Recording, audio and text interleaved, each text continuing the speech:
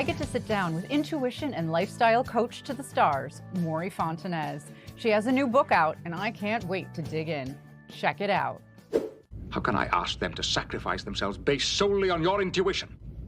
Every fiber in my being says this is a mistake. I can't explain it to myself, so I can't explain it to you. I only know that I'm right. Daughter of Iranian immigrants, they fled their country just as the current regime was taking power. You were raised by a single working-class mom, having to navigate in a very male-dominated world, as we know, and the odds were really stacked against you right from the beginning. Yeah, things are not always easy. Things can be very hard, but that difficulty, that pain is our shaping. And if we can lean into it, then we can find in that hardship the highest frequency, the most empowered version of us, and that's our higher self. So I believe that all of those things that I lived through happened by design so that I could sit here today and remind all of you how empowered you are and remind you of your higher self. Why do you feel so many people have difficulties tapping into their higher self? Why can't they find it easier? We are not conditioned to look for it.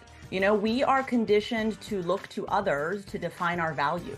And that happens from a very young age. We understand from a very, very young age that we need our caregivers' validation and acceptance to receive their love. And that is a survival instinct within us. And very rarely do we get asked, who are you really? What do you value? What do you think? What do you want? You know, we tend to put our kids in the things that we like to do. We tend to raise them in our image.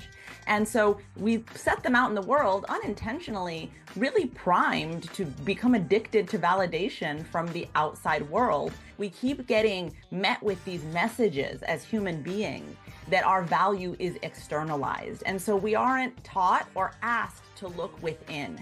And it's only when we look within that we find our higher self, that we find this great worth and dignity and intuitive knowing. Psst, don't trust him.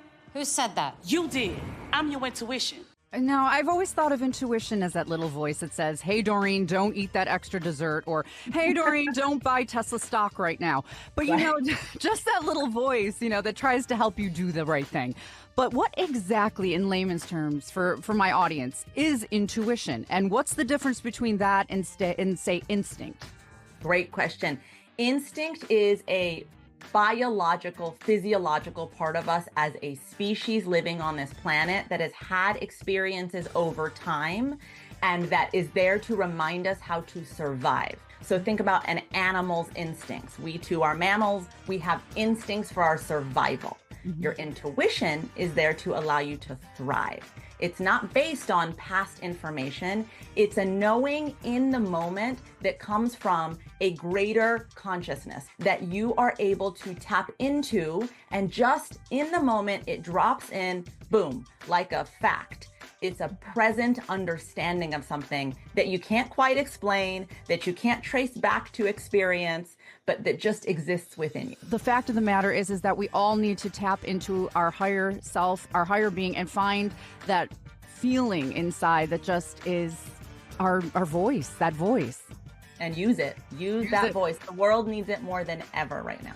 Well, then I want all my viewers, my listeners, to follow their intuition and pick up Mory's new book, Higher Self, Reclaiming the Power of Your Intuition, available now at HarperCollins.com. And to find out more about Mory and her incredible mission and message, visit MoryFontanez.com. Thank you, Doreen. Thank you for having me and having this conversation. It means a lot. And if you want to hear more of our great conversation, visit here. I'm Doreen Taylor with The Scene with Doreen here at the Daily Flash each week. See you next time.